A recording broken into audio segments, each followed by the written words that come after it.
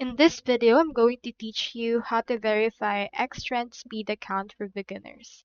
In order to do that, you first need to head over to xtrendspeed.com on your browser, and from in there, make sure to log in into your account.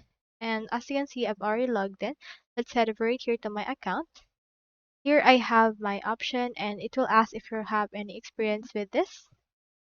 And in here, it will ask you to fill in basic information. So this one actually enables you to deposit funds without any restrictions. So click on this complete option. Input right here your basic information such as your first name, your surname, date of birth, and gender. Let's head over and fill it up. Once you have filled off your other information, it will ask for your next information, which is your actual resident address. And once you're done, head over and submit, and it will actually submit your information, and you will receive an email about your account verification. So that's all there is today, and I hope this video actually helped you.